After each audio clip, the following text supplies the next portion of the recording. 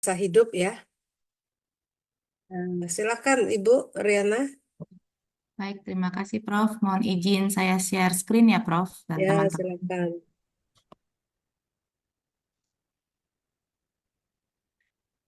Baik, selamat pagi Profesor Kori dan juga teman-teman. Pada pagi hari ini, perkenalkan saya Riana Patricia dari kelompok 4 bersama dengan dua teman saya yaitu Mbak Santi Sudarsi dan juga Mas Niko akan mempresentasikan materi di pertemuan keempat kita ini terkait dengan sejarah dan pemikiran tokoh pendidikan. Langsung saja kita mulai. Untuk topik yang akan dibahas pada presentasi pagi ini, eh, kami akan membahas ada 7 topik besar. Yang pertama adalah lini masa sejarah pendidikan.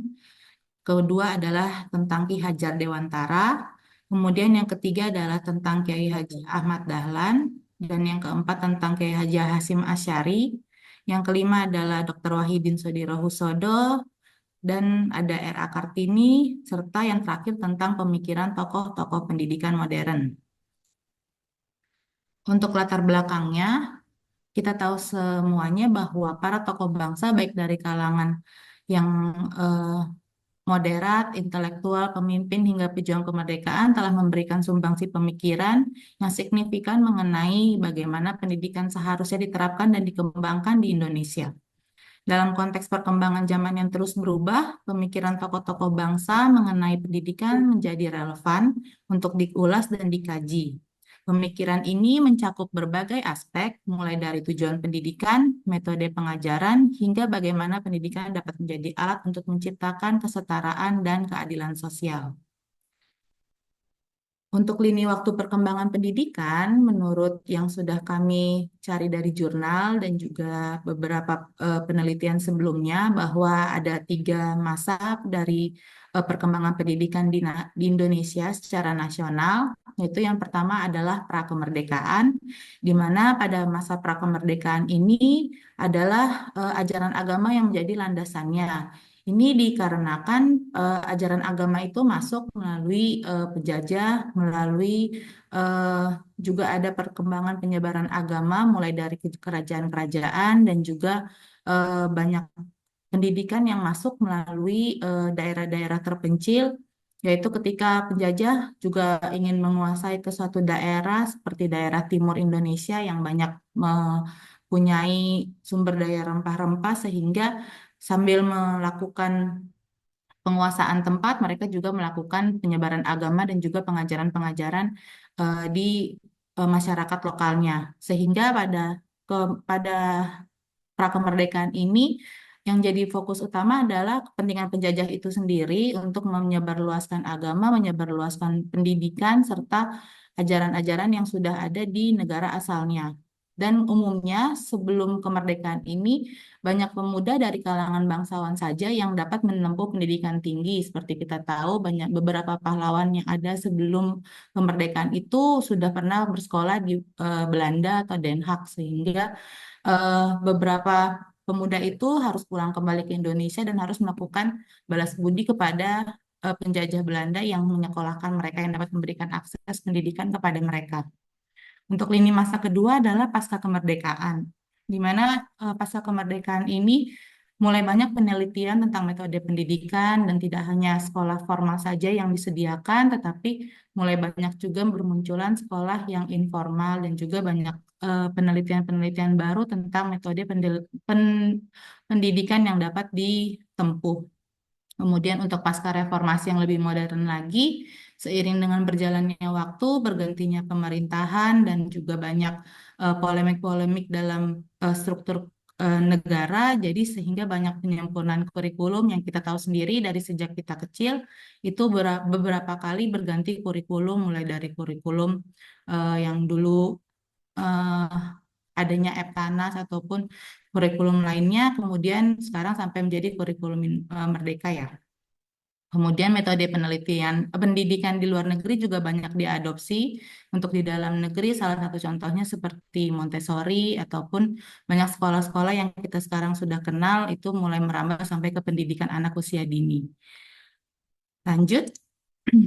Nah, kita pertama akan membahas tentang sejarah tokoh pendidikan, di mana sebelum abad ke-20 ini, dengan banyaknya kaum liberalis di parlemen Belanda yang menyebabkan juga banyak kaum muda terdidik di bangsa Indonesia itu merasa bahwa mereka harus lepas dari belenggu penjajahan, sehingga memunculkan beberapa organisasi yang terus berkembang, terus muncul secara lokal maupun secara nasional dari eh, para pemuda yang sudah terdidik atau yang biasa kita dengar sebagai yang namanya kaum priai.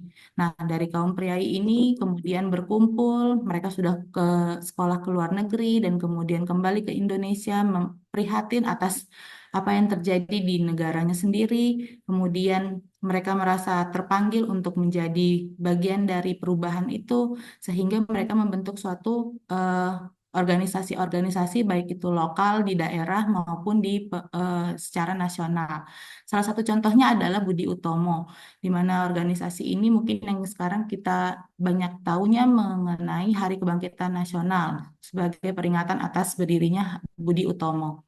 Dan juga ada beberapa misalnya yang waktu dalam sejarah kita tahu seperti Wong Salebes ataupun organisasi-organisasi lokal di masing-masing daerah yang banyak bermunculan diinisiasi oleh para priai atau kaum-kaum terpelajar yang sudah mengenyam pendidikan di luar negeri dan merasa untuk mengentaskan penjajahan dan juga kemiskinan serta pendidikan supaya merata dan juga ada di semua lini masyarakat.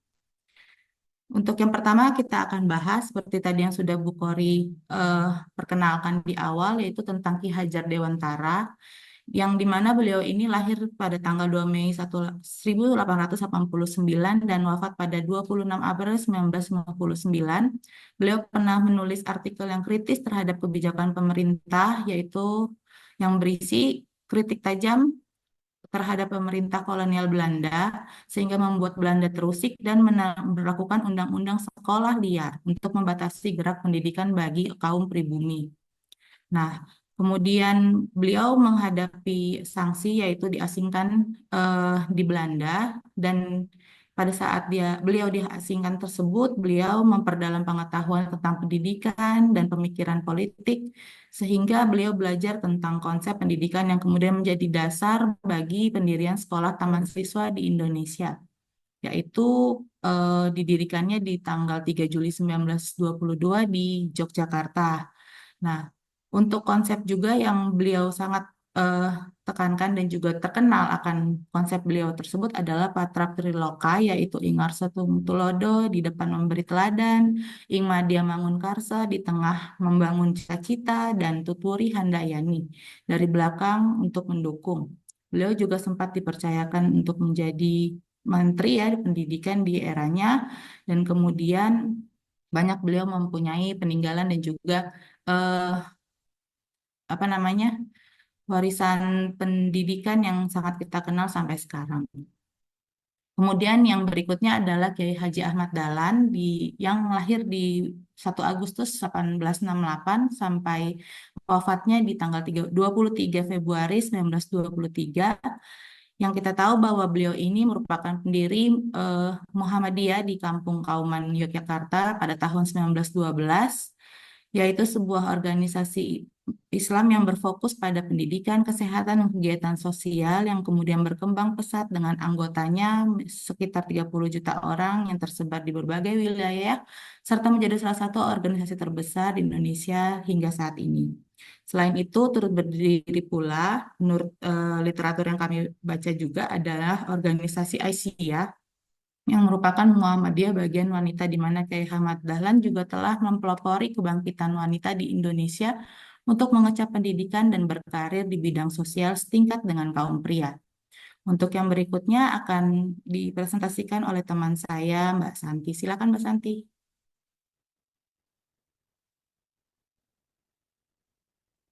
Baik, next kan.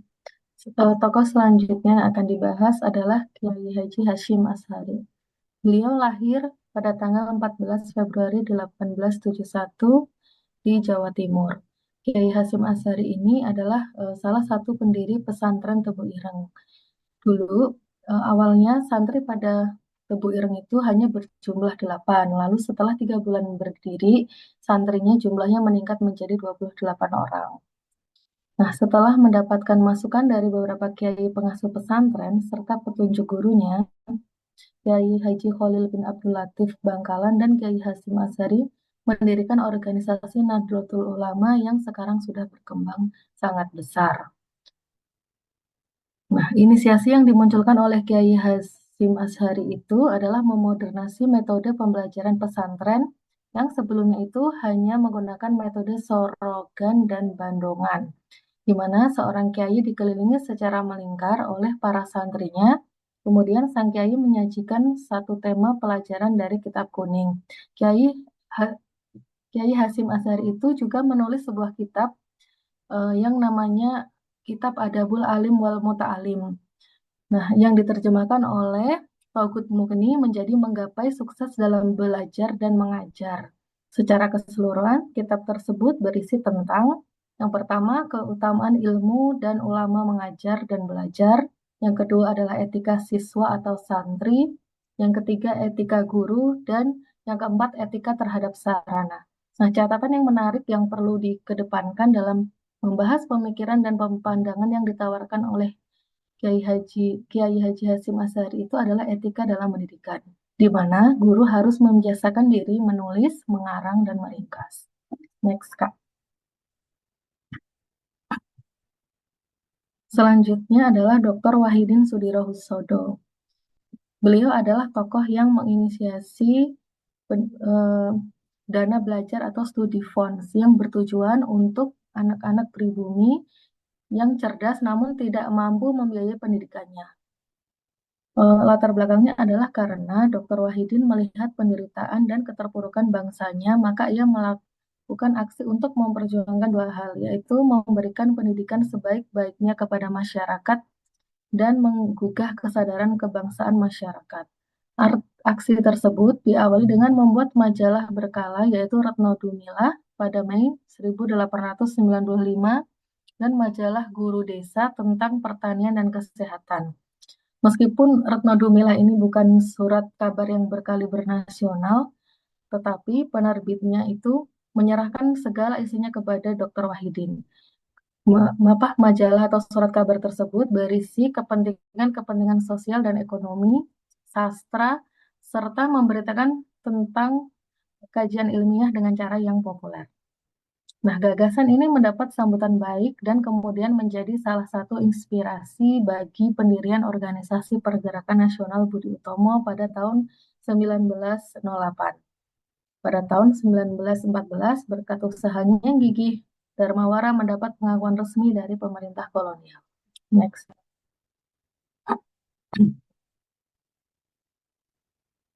Selanjutnya ada Raden Ayu Adipati Kartini Joyo Hadiningrat atau yang kita kenal R.A. Kartini ya. Beliau lahir di Jepara pada tahun 1879 dan wafat pada tahun 1904.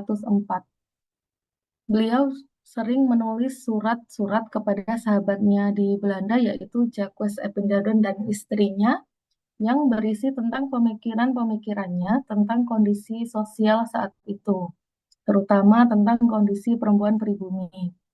Sebagian besar surat-suratnya berisi keluhan dan gugatan, khususnya menyangkut budaya di Jawa yang dipandang itu menghambat kemajuan perempuan dan menghalangi perempuan untuk belajar.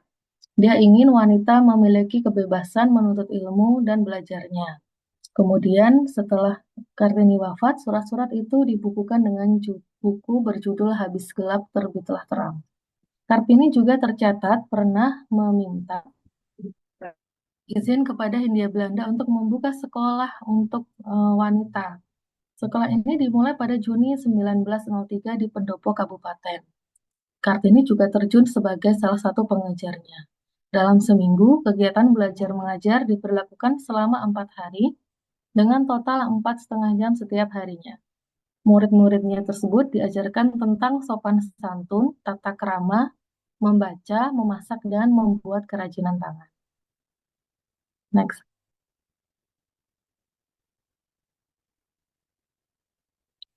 Nah, selanjutnya ada Sujatmoko. Beliau mengemukakan pemikirannya tentang pendidikan yang humanistik. Pendidikan humanistik itu menekankan pada pengembangan potensi manusia secara utuh, mencakup aspek intelektual, emosional, dan spiritual. Beliau berpendapat bahwa pendidikan itu harus mempertimbangkan martabat manusia dan memberdayakan individu untuk berkembang secara bebas dan bertanggung jawab. Pendidikan juga alat untuk menciptakan perubahan sosial yang positif dan meningkatkan kualitas hidup manusia. Selanjutnya.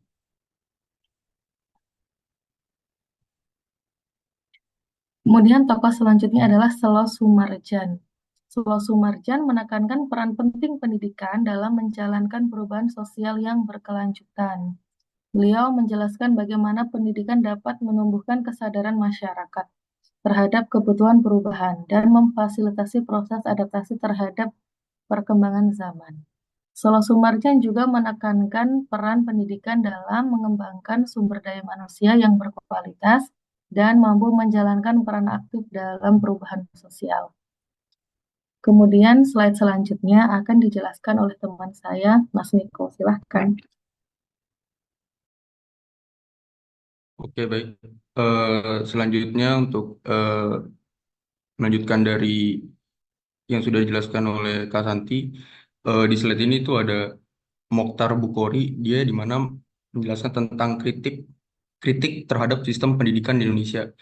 Kritik terhadap sistem pendidikan di Indonesia ini dia mengacu pada 3 poin yang di pertama itu kritik terhadap sistem pendidikan. Yang pertama itu Mokhtar Bukhori dia mengeluarkan kritik terhadap sistem pendidikan di Indonesia yang di mana dianggap kurang berpihak pada kebutuhan masyarakat. Kebutuhan masyarakat di sini maksudnya Mokhtar Bukhori itu menyoroti bahwa sistem pendidikan di Indonesia ini dianggap kurang berpihaknya itu karena adanya gap antara yang diajarkan di sekolah dengan apa yang dibutuhkan dalam kehidupan nyata. Terus yang kedua itu adanya pendidikan yang terlalu teoritis. Nah, di mana beliau menganggap sistem pendidikan terlalu terfokus pada pengetahuan teoritis dan kurang menekankan praktik yang relevan terhadap kehidupan nyata. Di mana pada bagian ini beliau itu menjelaskan bahwa sistem di mana pendidikan itu membuat siswa kurang siap menghadapi dunia kerja karena kurangnya penekanan pada praktik yang relevan dengan kehidupan nyata. Terus yang ketiga itu membangun sistem pendidikan yang relevan. Muhammad Bukhari juga menyerukan perlunya reformasi pendidikan yang menekankan pada keterampilan praktis dan menghasilkan lulusan yang mampu bersaing di dunia kerja. Nah, di sini Bukhari juga mengusulkan bahwa visi misinya dia itu tentang pendidikan itu jadi tidak hanya mempelajari teori saja, tetapi pendidikan yang lebih adaptif, responsif, serta fleksibel terhadap tuntutan zaman dan kebutuhan industri. Oke, next, Kak. Ini apa berat? Selanjutnya itu ada Maria Montessori. Ini salah satu revolusi metode pembelajaran anak di mana dia membagi 3 poin. Itu ada pendekatan holistik. Yang ke poin kedua itu pembelajaran berpusat pada anak. Yang ketiga itu peran guru sebagai fasilitator. Nah, pendekatan holistik di sini Montessori itu menekankan bahwa pengembangan anak secara utuh meliputi aspek fisik, intelektual, sosial, dan emosional. Di sini dia mengemukakan bahwa jadi pengembangan anak yang secara utuh itu dari aspek fisik, intelektual, sosial, dan emosional yang dimana berfokus pada pengembangan semua aspek kepribadian atau karakteristik. Jadi bukan hanya intelektual atau akademik. Terus yang kedua itu pembelajaran berpusat pada anak. Maksudnya berpusat di sini anak-anak menjadi pusat pembelajaran, aktif belajar dengan cara mereka sendiri. Jadinya di mana beliau itu juga mengajarkan bahwa anak-anak itu mereka harus aktif, kreatif, dan juga mampu membuat keputusan sendiri yang dimana mendukung inisiatif pribadi dan kemandirian. Terus kemudian juga anak-anak diberikan kebebasan untuk memilih aktivitas belajar yang sesuai dengan minat dan juga potensi serta kebutuhan yang akan mereka pilih. Yang selanjutnya itu peran guru sebagai fasilitator. Guru berperan sebagai fasilitator, menyediakan lingkungan belajar yang mendukung dan memotivasi. Nah, maksudnya adalah di sini guru itu bukan hanya sebagai guru bukan hanya sebagai tenaga pendidik, tapi juga guru sebagai teman, serta menyediakan lingkungan belajar yang mendukung dan memotivasi, yang dimana memberikan anak-anak untuk menjelajah dan belajar dengan cara mereka sendiri. Fokusnya adalah penciptaan kondisi yang memudahkan anak untuk berinteraksi dengan lingkungan dan belajar yang lebih efektif. Next, next. Nah, di sini ada John Dewey yang dimana dia salah satu tokoh pendidikan yang berbasis pada pengalaman dan juga demokrasi. Dia juga mengumpulkan 3 statement yang dimana learning by doing, pendidikan untuk demokrasi, serta kurikulum yang bermakna. Kalau learning by doing, di sini Dewey menekankan pembelajaran melalui pengalaman langsung dan refleksi. Nah, maksudnya pembelajaran langsung dan refleksi itu di mana bahwa belajar tidak hanya melalui pendengaran atau pengamatan pasif, tetapi juga aktivitas praktis yang memungkinkan siswa untuk menerapkan pengetahuan dalam konteks nyata dan merenungkan pengalaman tersebut. Jadi siswa belajar juga dari pengalaman yang tujuan supaya antara teoritis dengan praktis itu relevan atau sesuai dengan yang didapat. Yang kedua itu pendidikan untuk demokrasi. Pendidikan harus mempersiapkan warga negara yang bertanggung jawab dan berpartisipasi dalam masyarakat. Jadi Dewi sendiri, dia percaya bahwa pendidikan itu harus mempersiapkan warga negara yang bertanggung jawab dan berpartisipasi aktif dalam masyarakat. Karena menurutnya, pendidikan itu harus membantu siswa mengembangkan pemahaman serta apresiasi terhadap contoh nilai-nilai demokrasi, seperti keadilan, kesetaraan, kebebasan, dan juga kreativitas. Selanjutnya itu ada kurikulum bermakna. Nah, kurikulum bermakna ini maksudnya kurikulum yang relevan dengan kehidupan nyata dan membantu siswa mengembangkan keterampilan praktis. Maksudnya di sini adalah kurikulum yang dimana terintegrasi dengan kehidupan sehari-hari siswa dan sehingga membuat pembelajaran itu menjadi lebih menarik dan lebih bermakna. Next,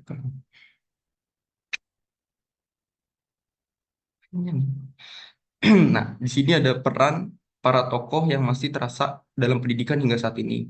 Metode pembelajaran. Dari metode pembelajarannya itu yang dikembangkan oleh tokoh-tokoh pendidikan terus diadaptasi dan diterapkan. Contohnya, misalkan di zaman dulu itu pendidikan itu misalkan masih ada kurikulum 2006, kemudian ada kurikulum 2013, dan sekarang ada istilahnya kampus merdeka, yang dimana setiap kurikulum itu mempunyai adaptasi yang terus dilakukan. Contoh, misalkan pada kurikulum yang berbasis lama itu, siswa akan lebih banyak hanya mendengar, tapi tidak ada yang namanya kreativitas. Contohnya dalam berpikir, kemudian juga gimana caranya kita menganalisis suatu masalah. Nah, akhirnya sempat diciptakan namanya kurikulum 2013 dan kurikulum Merdeka. Jadi siswa diajarkan dari teoritis yang didapatkan di sekolah ataupun dari teoritis yang sudah ditanamkan dari sang guru ataupun pengajar profesional, kemudian bisa nggak dia menyelaraskan antara pendidikan yang dia sudah dapatkan secara teoritis, kemudian diterapkan di dunia nyata. Selanjutnya itu juga ada kurikulum yang dimana pemikiran tokoh-tokoh pendidikan memberikan inspirasi dalam pengembangan kurikulum yang relevan. Yang ketiga itu adalah peran guru. Konsep tentang para guru sebagai fasilitator dan motivator dalam dunia pendidikan juga penting dalam menumbuhkan kreativitas seorang pelajar. Jadi guru di sini itu dia juga mendorong serta menumbuhkan kreativitas seorang siswa. Contoh misalkan siswa tersebut itu memiliki kelebihan dalam beberapa aspek. Contoh ada yang mungkin dia mampu dalam menghitungnya lebih, kemudian guru tersebut mensupport dan juga mendukung kelebihan dari siswa tersebut untuk mencapai tujuannya gitu. Selanjutnya. Nah, di sini ada kesimpulan jadi dari semua tokoh pemikiran tadi itu mereka mengeluarkan statement yang mungkin dari setiap statement itu pada intinya sama, ingin pendidikan yang maju tapi dengan makna ataupun dengan versi yang berbeda-beda yang dimana memahami dan meneladani pemikiran para tokoh pendidikan itu membantu kita dalam mengembangkan praktik pendidikan yang lebih efektif, relevan, dan bermakna bagi semuanya. Pemikiran tokoh-tokoh pendidikan telah memberikan kontribusi penting dalam membentuk pendekatan modern terhadap pendidikan yang lebih humanis dan lebih efektif. Pentingnya pendidikan yang mengintegrasikan siswa dengan lingkungan sosial mereka melalui pembelajaran berbasis pengalaman yang mempersiapkan mereka menjadi warga negara yang kritis serta proaktif. Adapun konsep pendidikan yang dapat membebaskan dengan mengajarkan kepada siswa untuk mempertanyakan norma sosial dan mendorong mereka untuk menjadi agen perubahan. Keseluruhan pemikiran para tokoh ini menunjukkan bahwa pendidikan tidak hanya tentang penyerapan pengetahuan lebih, tentang membekali individu dengan pemahaman yang mendalam mengenai diri mereka sendiri dan dunia sekitar mereka, yang dimana dengan memfasilitasi perkembangan pendidikan yang lengkap dan partisipasi sosial yang lebih bermakna. Eh, sekian dari penjelasan dari saya kembalikan kepada Kak Riana Patricia.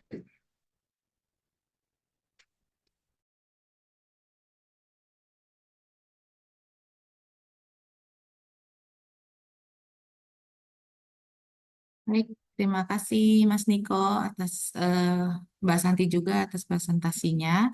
Kami membuka sesi untuk tanya jawab bagi teman-teman yang ada di kolom chat mungkin ya. Akan kita mulai dari kolom chat dulu. Yang pertama, pertanyaan dari Mas Farid Kurniawan. Izin bertanya tim penyaji, apa perbedaan pendidikan di Indonesia zaman penjajahan dengan zaman sekarang? Mungkin Mbak Santi akan menjawabnya nanti. Untuk nanti akan saya jawab juga terkait dengan izin bertanya, apakah ada tokoh pendidikan nasional di Indonesia untuk tahun 2000-an dan apa saja pemikiran dan legasi yang telah diciptakan? Mungkin dari Mas Desta nanti akan saya yang jawab. Kemudian untuk dari Bu Dokter, itu izin bertanya bagaimana stigma terkait peran gender dalam dunia kerja dapat mempengaruhi kesempatan karir dan pilihan profesi, serta apa langkah yang dapat diambil untuk mengatasi ketidaksetaraan tanpa mengesampingkan nilai budaya dan sosial yang berlaku. Misal seorang pria bekerja sebagai hairdresser, tapi masih ada beberapa orang yang berasumsi bahwa pria yang bekerja di salon identik dengan sifat kemayu. Mungkin 3 pertanyaan awal dulu ya. Mungkin dapat dikasih kesempatan buat Mbak Santi untuk menjawabnya. Silakan Mbak Santi.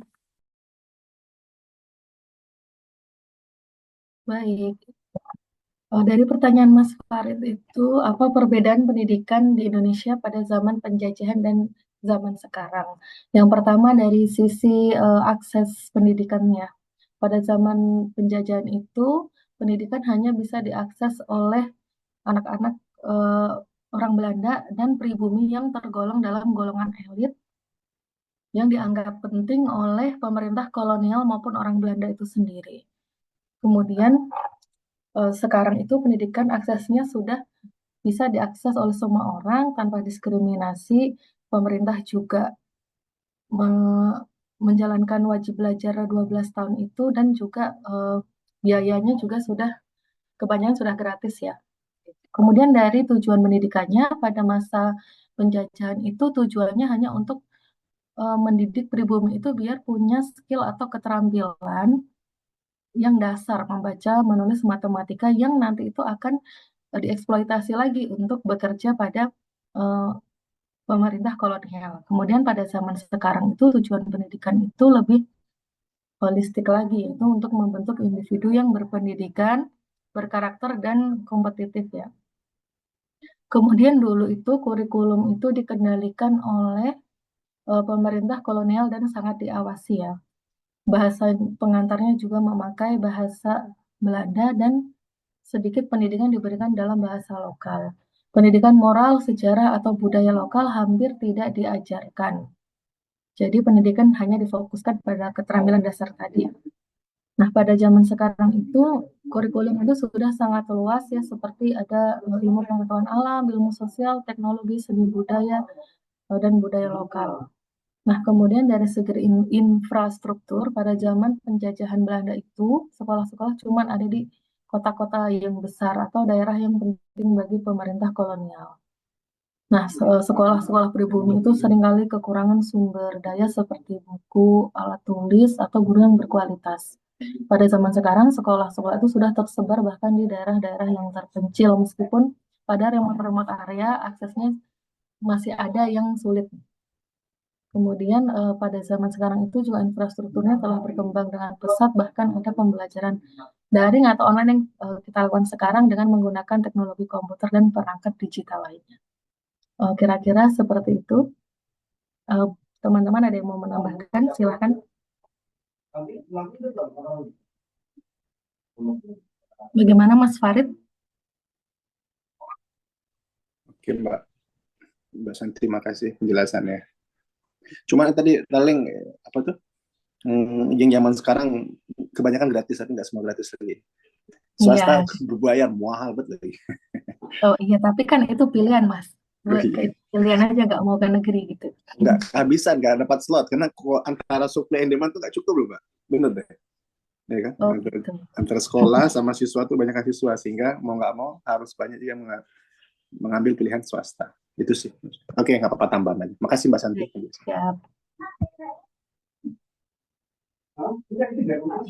Makasih Mbak Santi sudah membantu jawab pertanyaan Mas Farid juga.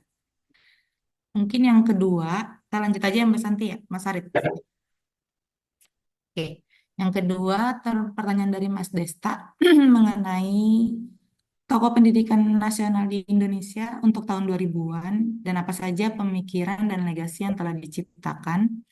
Mungkin yang bisa saya sampaikan bahwa kita tahu ada tokoh pendidikan yang dulu sempat populer pada awal-awal tahun 2000-an, salah satunya seperti Ibu Butet Manurung yang datang langsung ke daerah pedalaman di Jambi untuk melakukan pembelajaran atau mengajar ke anak-anak suku terpencil di sana yang sudah mendiami pulau tersebut, sudah mendiami hutan tersebut, namun tidak mendapatkan akses pendidikan yang layak, sehingga eh, apa namanya suku pedalaman Jambi itu menjadi tertinggal, menjadi tidak tahu asal usul dan juga eh, kemajuan modern dan perkembangan eh, pendidikan juga, dan sayangnya juga menjadi kaum yang terbelakang dan dapat berpotensi untuk mungkin dapat ditipu atau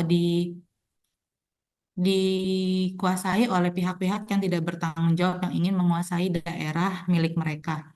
Mungkin salah satunya itu. Kemudian kita juga mengenal yang namanya Presiden B.J. Habibie yang dulu dengan eh, semangat belajarnya ke luar negeri, di mana beliau juga melakukan bersekolah tinggi sampai ke luar negeri untuk memperdalam ilmunya dan juga beliau mempunyai potensi yang besar dalam dunia pesawat sehingga berkontribusi juga pada perkembangan pesawat di dalam negeri dan juga walaupun umur pemerintahannya mungkin cukup pendek tetapi beliau punya semangat juang yang tinggi untuk memberdayakan juga apa namanya industri pesawat dan juga eh, anak-anak pintar di Indonesia dapat bersekolah ke luar negeri.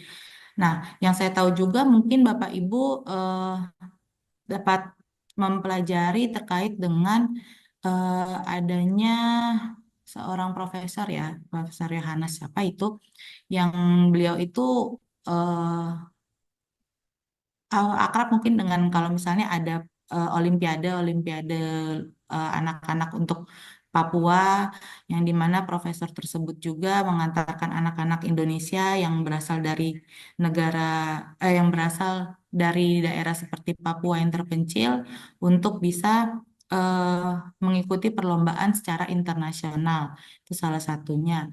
Dan yang mungkin itu aja sih. Yang legasi yang telah diciptakan juga banyak seperti juga salah satunya yang saya tahu mungkin dari pengalaman juga yaitu eh, Pak Gus Dur yang dimana beliau juga berperan dalam pendidikan yang saya tahu beliau juga membuka banyak peluang pekerjaan sebagai guru pada masa pemerintahan beliau sehingga banyak muncul guru-guru baru dan juga mempunyai karir sebagai guru tadinya mungkin latar belakangnya bukan guru tetapi jadi mempelajari tentang guru juga dan juga bersekolah di IKIP salah satunya mungkin banyaknya di UNJ juga mengkontribusikan banyak guru. Ya, jadi Pak Gus Dur juga membuka banyak peluang adanya pendidikan itu mulai banyak dan juga sekolah-sekolah mulai banyak didirikan karena ketersediaan guru yang sudah mulai banyak sehingga mendorong pertumbuhan sekolah dan juga institusi pendidikan di Indonesia. Untuk yang berikutnya, Mas Niko, mohon izin. Baik, Bismillahirrahmanirrahim. Assalamualaikum warahmatullahi wabarakatuh. Selamat pagi semuanya. Eh, yang terhormat Profesor Hori dan teman-teman, saat ini kami dari kelompok 5 akan menjelaskan topik mengenai sejarah dan pemikiran tokoh-tokoh pendidikan internasional berpengaruh. Dari kelompok 5 ada saya, Syara Salimatus Sadia, bersama dua rekan saya, Ahmad Badarudin Arfani dan Pak Hans Christian Samosir. Pada kesempatan kali ini agenda yang akan kita bahas, yang pertama pendahuluan, yang kedua biografi dan pemikiran para tokoh, yang ketiga implikasi dalam penerapan pendidikan di Indonesia, dan terakhir ada kesimpulan. Baik. eh Pendidikan merupakan proses belajar dan mengajar dengan tujuan untuk mengembalikan kemampuan intelektual, emosional, dan keterampilan individu. Pendidikan melibatkan berbagai aktivitas, baik pengajaran di sekolah, pembelajaran mandiri, keterampilan, dan pembentukan karakter. Pendidikan berperan sentral dalam membangun peradaban serta membangun masa depan suatu bangsa. Konsep, metode, dan tujuan pendidikan mengalami perubahan seiring perkembangan zaman. Hal ini dipengaruhi oleh para tokoh besar yang memberikan pemikiran di bidang pendidikan. Sejarah mencatat kontribusi luar biasa dari berbagai tokoh dunia yang visinya terhadap dunia pendidikan tidak hanya berdampak pada masyarakat di masanya, tetapi juga perubahan signifikan bagi sistem pendidikan global. Baik, tokoh yang pertama yang akan kita bahas yaitu adalah Robert M. Gagne. Gagne merupakan seorang psikolog dan pendidik asal Amerika Serikat yang memiliki kontribusi pada bidang teori belajar. Gagne lahir di North Andover, Amerika Serikat pada tahun 1916 di 21 Agustus. Tahun 1937, Gagne mendapatkan gelar AB dari Universitas Yale, Amerika Serikat, kemudian meraih gelar PhD dari Universitas Brown di tahun 1940. Setelah menyelesaikan pendidikannya, Gagne mulai bekerja sebagai dosen di Connecticut College for Women pada tahun 1940. Ia kemudian bekerja di Pennsylvania State University dan Princeton University sebelum bergabung dengan Air Force Personnel and Training Research Center pada tahun 1949. Gagne memiliki beberapa pemikiran. Yang pertama, satu, mengenai teori belajar. Gagne mengembangkan sebuah teori yang bernama teori belajar yang menekankan adanya berbagai jenis belajar, maksud saya berbagai jenis belajar dan kondisi instruksi yang berbeda-beda dalam mencapai jenis belajar tersebut. Gagne mengklasifikasikan belajar menjadi 5 kategori, yaitu verbal information, intellectual skills, attitude, motor skills, dan cognitive strategies. Di mana ia juga mengembangkan hierarki belajar yang menunjukkan bagaimana suatu kemampuan dapat dikuasai melalui tahapan-tahapan belajar yang spesifik. Yang kedua adalah Nine Event of Instruction. Gagne mengembangkan sebuah konsep bernama Nine Event of Instruction yang merupakan sebuah proses yang sistematis untuk memfasilitasi informasi processing oleh siswa. Nine Event Instruction ini meliputi menggaikan perhatian siswa, mengaktifkan motivasi siswa, menginformasikan siswa, mengubah informasi menjadi informasi yang dapat dipahami, mengaktifkan siswa untuk berpartisipasi dalam belajar, memantau kemajuan siswa, memberikan umpan balik, mengukur kemajuan siswa, mengintegrasikan hasil belajar ke dalam situasi yang nyata. Yang ketiga adalah pengembangan instruksi yang lebih efektif, di mana Gagne ini berfokus pada pengembangan instruksi yang lebih efektif dengan mempertimbangkan faktor-faktor yang berpengaruh pada proses belajar. Ia juga menekankan pentingnya analisis instruksional untuk memahami proses belajar yang terjadi dalam diri siswa. Kemudian yang keempat, pengaruh pada desain instruksi, di mana Gagne juga berkontribusi pada pengembangan desain instruksi dengan mengembangkan konsep instruksional sistem desain, di mana ia menunjukkan bahwa semua komponen pembelajaran dapat dianalisis dan dirancang untuk beroperasi bersama. Kemudian beroperasi bersama sebagai rencana yang terintegrasi juga terstruktur. Yang kelima adalah pengembangan buku-buku pendidikan. Gagne menulis beberapa buku yang sangat berpengaruh dalam bidang psikologi pendidikan.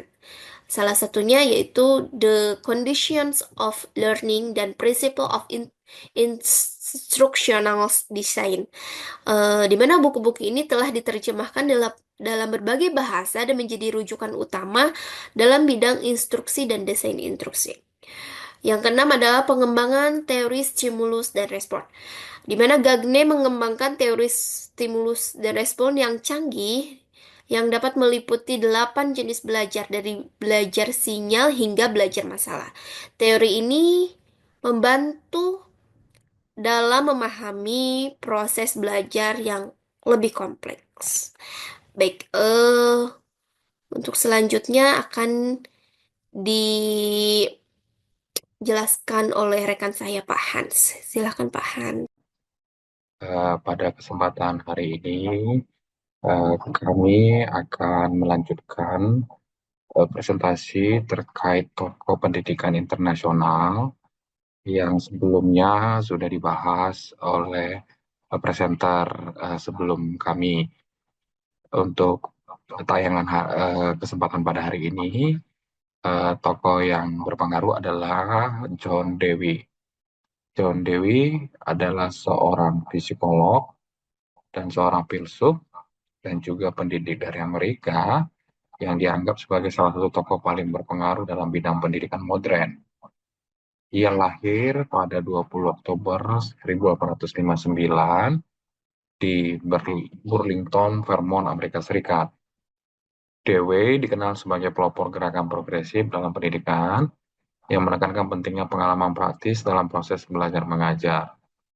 Dewey menyelesaikan pendidikan sarjananya di University of Vermont pada tahun 1879 dan kemudian melanjutkan studi filsafat di Johns Hopkins University, di mana ia mendapatkan gelar doktor pada tahun 1884.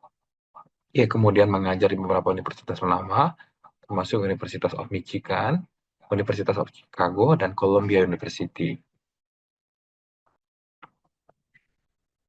Adapun pemikiran John Dewey, yang pertama adalah pendidikan sebagai pengalaman.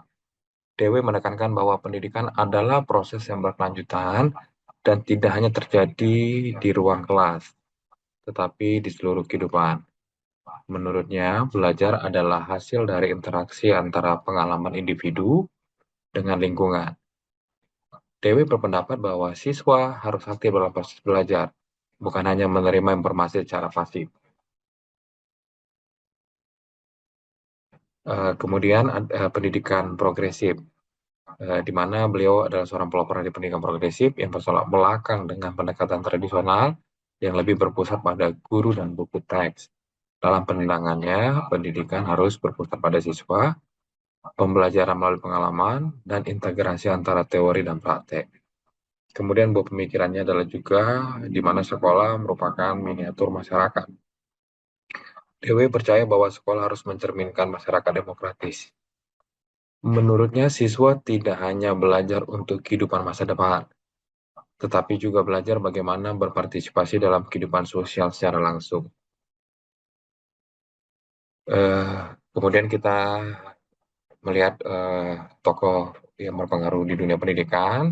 Yang kedua adalah Maria Montessori. Montessori adalah seorang dokter, pendidik, dan pelopor pendidikan asal Italia yang dikenal karena mengembangkan pendekatan pendidikan yang inovatif. Dikenal sebagai metode Montessori pada 1907. Montessori membuka sekolah pertamanya Casa dei Bambini atau rumah anak-anak di distrik San Lorenzo, Roma. Disinilah dia menerapkan metode pendidikannya yang berfokus pada pengembangan kemandirian anak, kebebasan dalam memilih aktivitas, dan pembelajaran melalui interaksi dengan lingkungan. Metode Montessori memberikan perhatian khusus pada perkembangan fisik, mental, dan emosional anak melalui eksplorasi dan pengalaman langsung.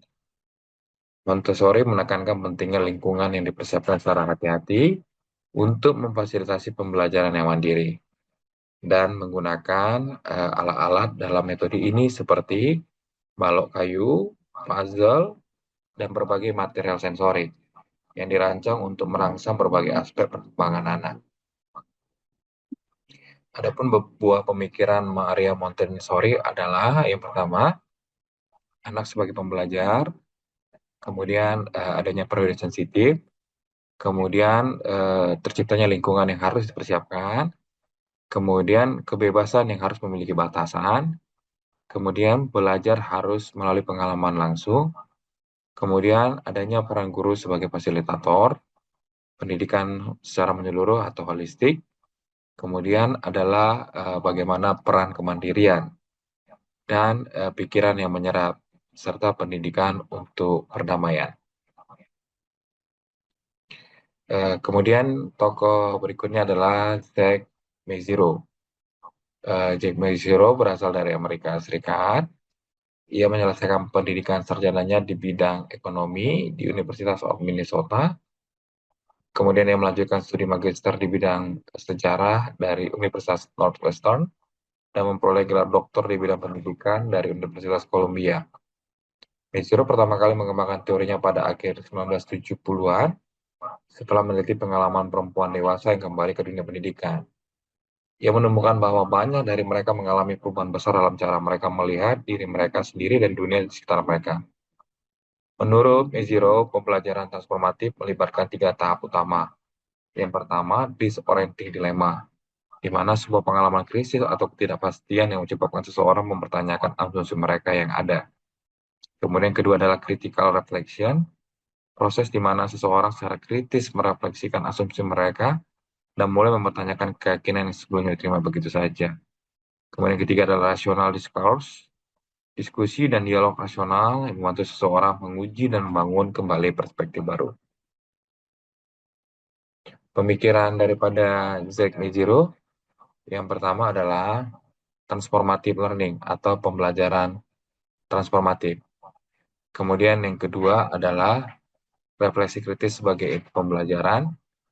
Kemudian pembelajaran dewasa atau adult learning. Kemudian komunikasi dalam pendidikan. Dan peran emosi dan budaya dalam pembelajaran. Tokoh berikutnya adalah Paulo Freire. Paulo lahir pada tahun 1921 di Recife, sebuah kota pelabuhan bagian selatan Brazil. Recife merupakan sebuah kota yang terbelakang dan miskin. Ayahnya berprofesi sebagai polisi militer di Pernambuco yang berasal dari Rio Grande do Norte. Ayahnya adalah seorang pengikut aliran kebatinan tanpa menjadi anggota dari agama resmi, baik budi, cakap, dan mampu untuk mencintai. Amerika saat itu tengah dilanda banyak huru-hara, mulai dari bentrokan-bentrokan rasial yang merebak sejak 1965 sampai oposisi terhadap keterlibatan pemerintah Amerika Serikat dalam perang di Asia. Keadaan tersebut sangat mempengaruhi Freire. Dia melihat gejala dikucilkannya orang-orang yang tak berdaya, baik di bidang ekonomi, sosial, budaya, maupun politik, bukan hanya merupakan monopoli dunia ketiga, tapi juga terdapat di negara maju. Dia juga memperluas pengertian dunia ketiga dari kepengertian politis. Dia bekerja sebagai penasihat khusus di kantor pendidikan Dewan Gereja Sedunia di Jenewa. Freire mendapat kesempatan mengadakan jalan keliling ke negara lain dan banyak membaktikan kegiatan untuk mendampingi berbagai program menjalankan negara-negara yang berkembang. Nah, konsep pendidikan daripada Paulo Freire menyebutkan bahwa pendidikan lama itu adalah pendidikan dengan sistem bank. Dalam pendidikan itu, guru merupakan subjek yang memiliki pengetahuan yang diisikan kepada murid. Murid adalah wadah atau suatu tempat deposit belaka. Dalam proses belajar itu, murid hanya sebagai objek belaka. Guru dan murid harus secara serempak menjadi murid dan guru. Dialog menjadi unsur sangat penting dalam pendidikan. Demikian presentasi yang dapat kami sampaikan. Selanjutnya akan disampaikan oleh teman atau rekan saya. Kami persilakan. Baik, terima kasih Pak Hans. Izin teman-teman, saya akan menjelaskan dari tokoh berikutnya. Yang pertama yaitu Lev Vygotsky. Lev Semyonovich Vygotsky lahir pada 17 November 1896 di kota Orskap yang pada saat itu merupakan bagian dari Kekaisaran Rusia yang sekarang menjadi Belarus. Dia berasal dari keluarga Yahudi kelas menengah yang sangat menghargai pendidikan.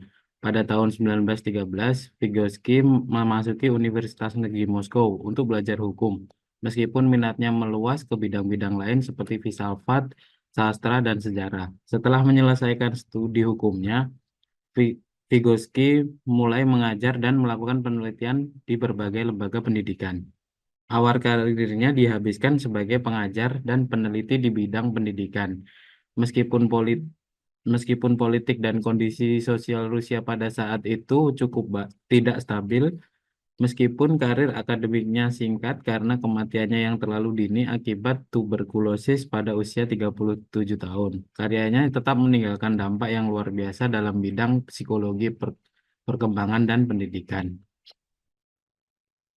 Lalu teori sosial kultural Lev Vygotsky adalah yang pertama zona perkembangan proksimal, yang kedua scaffolding atau penopang belajar, yang ketiga internationalization atau internalisasi, yang keempat peran bahasa dalam perkembangan kognitif. Lalu tokoh selanjutnya adalah Plato. Plato adalah salah satu filsuf terbesar dalam sejarah dunia yang lahir sekitar tahun 427 sebelum Masehi di Athena. Dia adalah murid dari Socrates dan guru dari Aristoteles, menjadikannya bagian dari rantai filsafat yang luar biasa yang meletakkan dasar bagi banyak pemikiran Barat, termasuk dalam bidang pendidikan. Karya-karyanya telah mempengaruhi pemikiran pendidikan, filsafat, etika, dan politik selama lebih dari 2 milenium.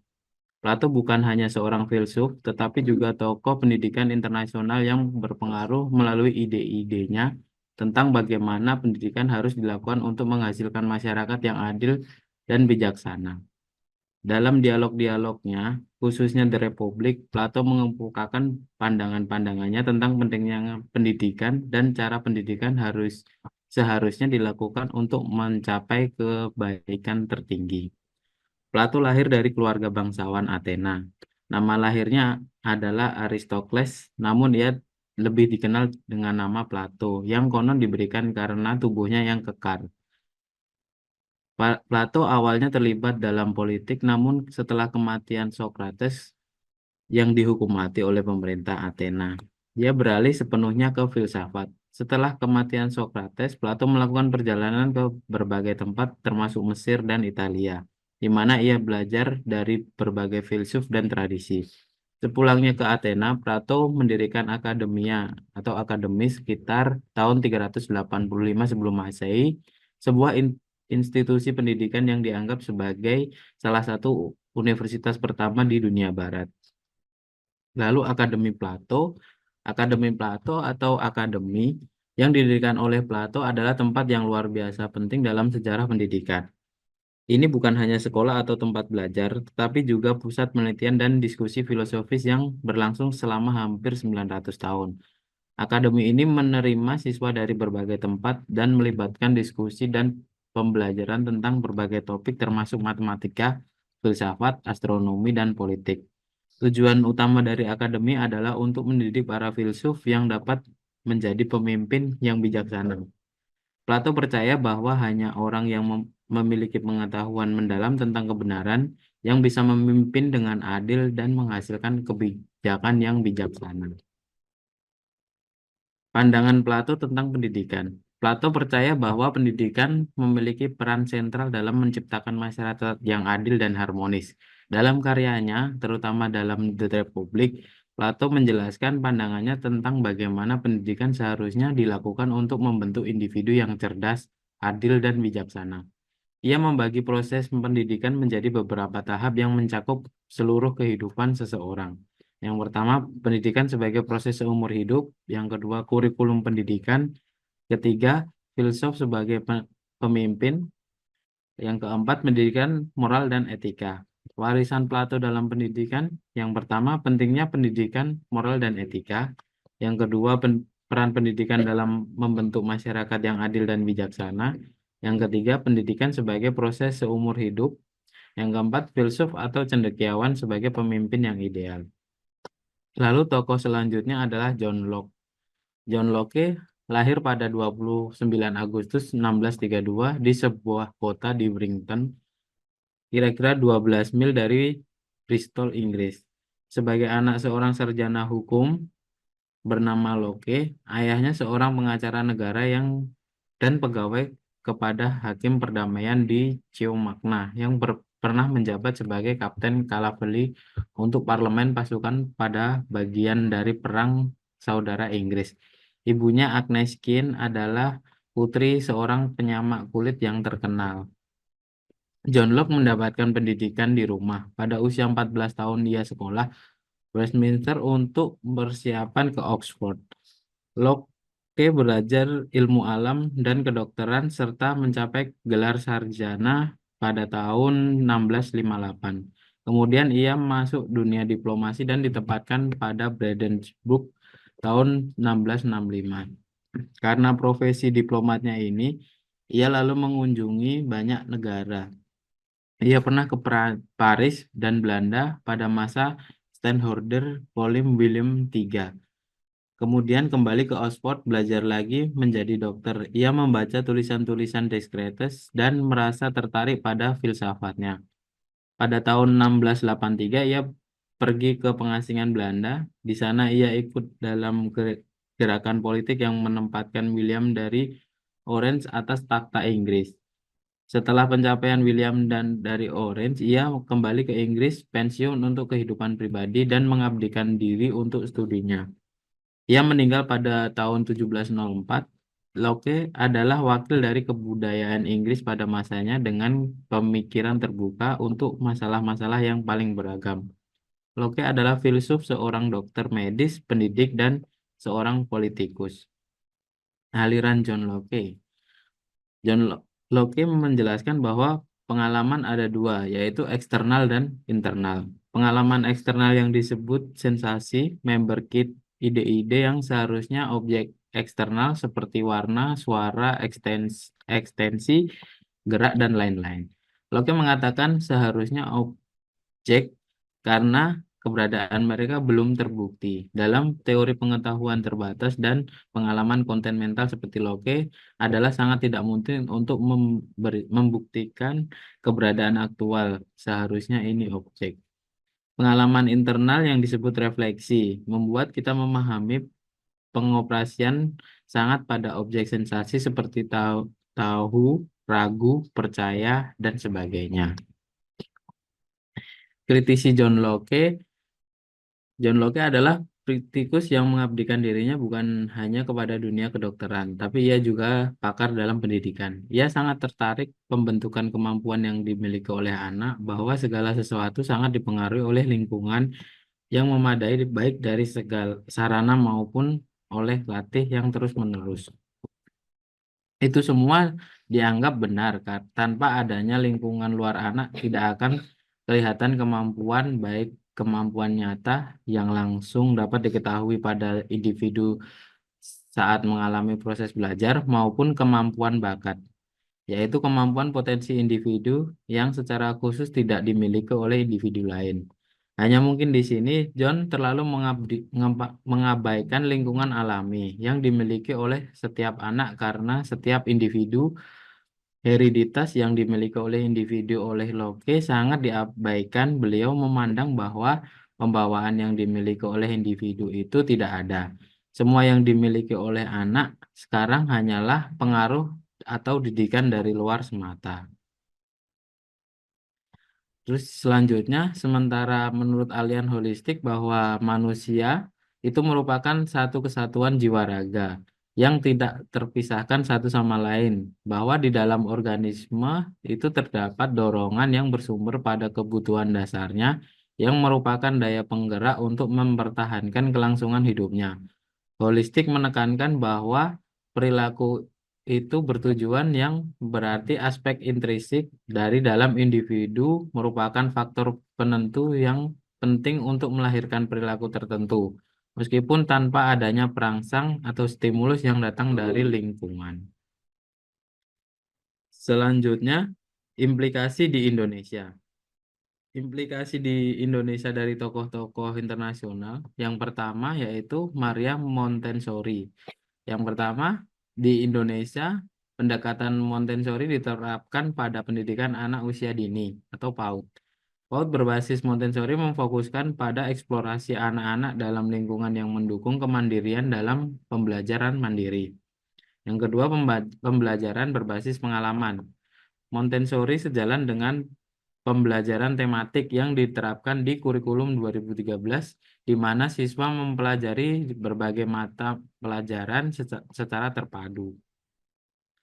Lalu John Dewey, yang pertama, pendidikan berbasis proyek dan inquiry. Dewey menginspirasi pendekatan pembelajaran berbasis proyek atau PBL dan inquiry yang semakin diterapkan dalam sistem pendidikan Indonesia, terutama melalui kurikulum 2013. Lalu yang kedua, pembelajaran kolaboratif dan partisipatif. Gagasan Dewey tentang sekolah sebagai miniatur masyarakat diterapkan melalui pendidikan yang mengajak siswa untuk berpartisipasi aktif dalam kelompok belajar dan diskusi di kelas. Lalu selanjutnya, Jack Mezirow. Pendidikan orang dewasa, konsep Mezirow tercermin dalam pendidikan non-formal seperti program kerja paket di Indonesia yang memberikan kesempatan bagi orang dewasa untuk memperoleh pendidikan melalui pengalaman hidup mereka. Lalu yang kedua, pembelajaran berbasis refleksi kritis. Di Indonesia, pelatihan berbasis refleksi bagi tenaga pendidik mulai diterapkan untuk meningkatkan kualitas pengajaran dan pendekatan reflektif dalam proses pembelajaran. Lalu selanjutnya, Paulo Freire. Pendidikan kesetaraan atau konsep pendidikan dalam kesadaran kritis Freire banyak diterapkan dalam pendidikan alternatif di Indonesia, seperti sekolah inklusi dan pendidikan berbasis masyarakat yang bertujuan untuk memberdayakan kelompok marginal. Lalu yang kedua, pendidikan kritis di sekolah. Program seperti gerakan literasi di sekolah bertujuan untuk meningkatkan kesadaran kritis di kalangan siswa Indonesia, sejalan dengan ide Freire tentang pendidikan sebagai alat untuk berpikir kritis. Selanjutnya, Lev Vygotsky, yaitu pembelajaran kooperatif. Vygotsky menginspirasi metode pelajaran kooperatif yang diterapkan di Indonesia melalui pendekatan tematik dan berbasis proyek. Siswa bekerja dalam kelompok untuk menyelesaikan tugas bersama, memaksimalkan interaksi sosial dan berkolaborasi. Scaffolding dalam proses belajar. Konsep scaffolding yang digunakan oleh guru untuk memberikan bantuan sementara kepada siswa juga digunakan dalam sistem pembelajaran berbasis kompetensi di Indonesia. Selanjutnya Plato, pendidikan karakter, pendidikan moral, dan pendidikan menjadi inti dalam sistem pendidikan Indonesia, terutama melalui program penguatan pendidikan karakter atau PPK, yang menekankan nilai-nilai seperti kejujuran, tanggung jawab, dan gotong royong. Lalu, pendidikan berkelanjutan. Ide Plato dalam pendidikan seumur hidup terlihat dalam pengembangan program pendidikan non-formal di Indonesia, seperti pendidikan kesetaraan dan pendidikan keaksaraan. Selanjutnya, John Locke. Pembelajaran berbasis pengalaman, yaitu John Locke menginspirasi penerapan pendekatan tematik dan belajar berbasis proyek dalam kurikulum 2013, di mana siswa belajar melalui pengalaman langsung dan kegiatan yang relevan. Pendidikan karakter, Loke juga menekankan pentingnya disiplin dan moral yang sejalan dengan program pendidikan karakter di Indonesia. Mungkin itu presentasi dari kelompok kami. Mungkin saya kembalikan kepada Mbak Syarah. Terima kasih. Baik, terima kasih Mas Yudi. Baik, sekian presentasi dari kelompok kami. Kemudian selanjutnya akan dibuka sesi diskusi saja ya, Prof. Sesi diskusi yang pertama, saya bacakan saja yang ada di kolom chat. Sudah ada 2 pertanyaan ini. Baik, yang pertama dari Mas Farid. Izin bertanya tim penyaji, apakah hasil pemikiran dari para tokoh pendidikan dunia di atas masih ada yang digunakan atau dirasakan manfaatnya hingga kini khususnya di Indonesia? Kemudian yang kedua, Adina ya. Izin bertanya, salah satu buku kesukaan saya yang ditulis oleh Plato berjudul Allegory of the Cave. Di sana dijelaskan perjalanan seseorang dari ketidaktahuan menuju pengetahuan. Pertanyaannya, mengapa penting untuk mencapai pengetahuan melalui pendidikan? Tidakkah ada wadah lain mencapai pengetahuan selain dari pendidikan? Apakah hasil pemikiran dari para tokoh pendidikan dunia di atas masih ada yang digunakan atau dirasakan manfaatnya hingga kini khususnya di Indonesia? Tentunya pemikiran-pemikiran yang sudah disebut dari beberapa tokoh-tokoh internasional tadi sangat berpengaruh. Tidak hanya saat ini, tapi zaman dulu berpengaruh. Tapi karena memang zaman semakin terus bertransformasi, tentunya spirit embrio awal itu yang dibawa dari tokoh-tokoh baik pendidikan nasional maupun internasional ya, itu memang sangat kita rasakan. Terutama tadi kalau presentasi yang coba saya sampaikan dari Montessori sendiri, kita bisa lihat bagaimana seorang anak itu diajarkan untuk bisa belajar secara motorik, baik melalui alat-alat peraga seperti kan banyak kalau di sekolah-sekolah sekarang alat peraga yang digunakan untuk bisa membantu visualisasi bagi siswa didik.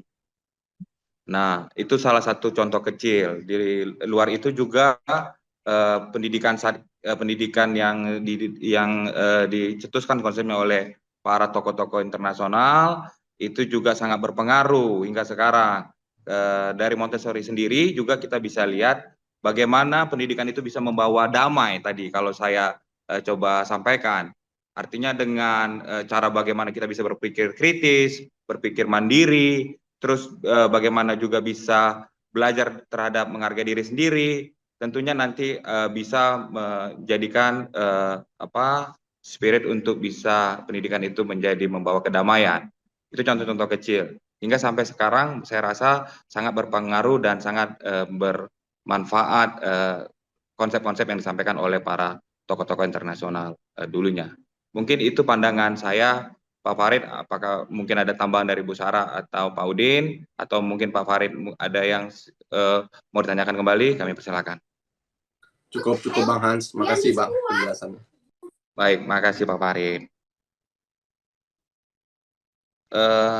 Kemudian yang kedua dari Bu Raden Roro, izin bertanya, salah satu buku kesukaan yang ditulis oleh Plato berjudul Allegory of the Cave.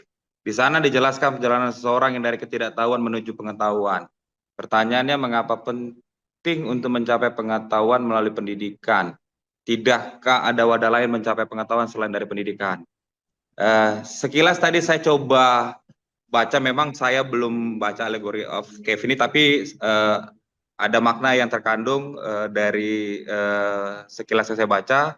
Artinya memang dari yang tidak tahu menjadi tahu, tapi digambarkan itu seorang tahanan ya di dalam sebuah gua, dalam cave, itu bagaimana mereka tidak tergambarkan dengan dunia luar. Bahkan ketika seseorang menawarkan kepada mereka untuk bisa melihat dunia luar, mereka juga bersikuku dengan segala pandangan, dengan segala blocking mentalnya, bahwasanya dunia di luar itu lebih menakutkan. Tentunya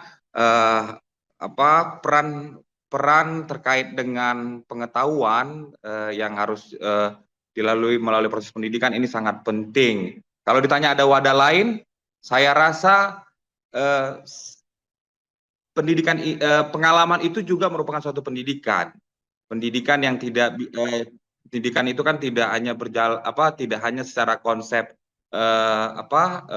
secara konsep yang di kelas, atau pendidikan itu tidak hanya terjadi karena proses belajar mengajar, tidak, tapi pendidikan itu banyak cara metodenya, seperti yang kita pelajari di teori sebelumnya.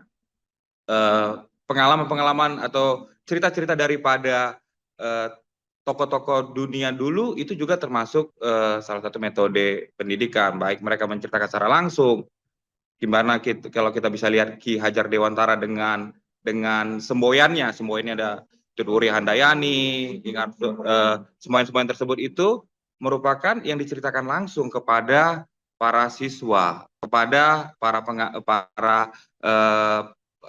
para pengikutnya, sehingga itu bisa menjadikan dasar bagi mereka untuk bisa mengetahui bahwasanya memang banyak yang belum kita ketahui, banyak yang harus kita lihat, banyak yang harus kita pelajari bersama. Jadi artinya kalau ditanya apakah ada wadah lain selain pendidikan, saya rasa pendidikan itu tidak hanya formal dan non formal, tapi wadah-wadahnya seperti tadi, baik pengalaman, cerita-cerita yang disampaikan, atau mungkin gambaran-gambaran terkait dengan apa yang dialami oleh orang lain, itu termasuk bagian daripada pendidikan. Mungkin itu yang saya bisa gambarkan kalau ditanya tentang wadah lainnya. Bu Sarah atau Pak Udin mungkin bisa menambahkan.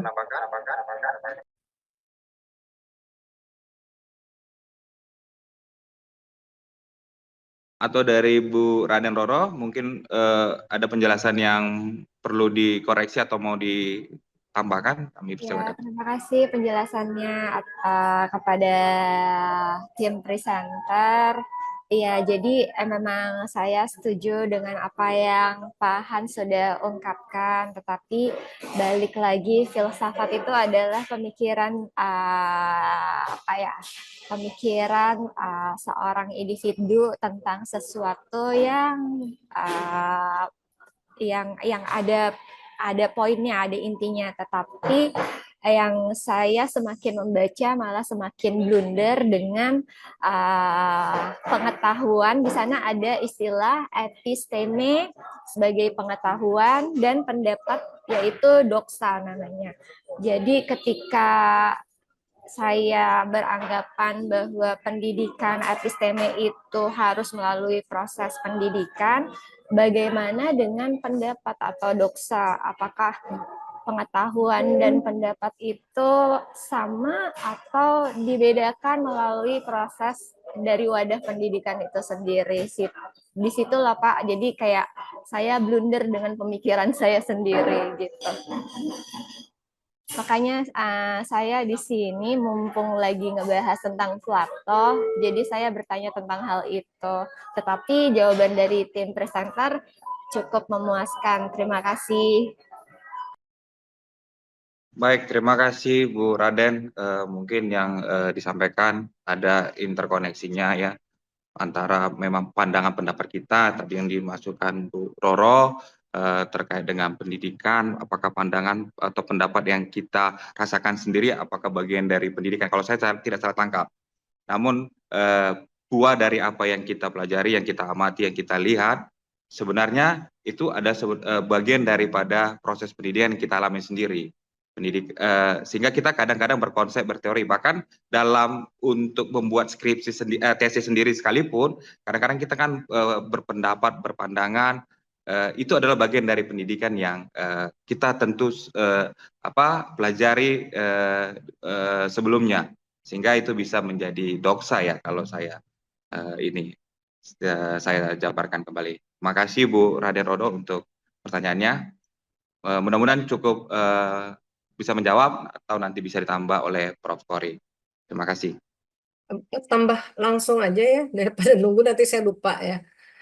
Jadi sebenarnya pendidikan itu memang tidak tidak mesti yang formal, ada yang formal, ada yang non formal ya.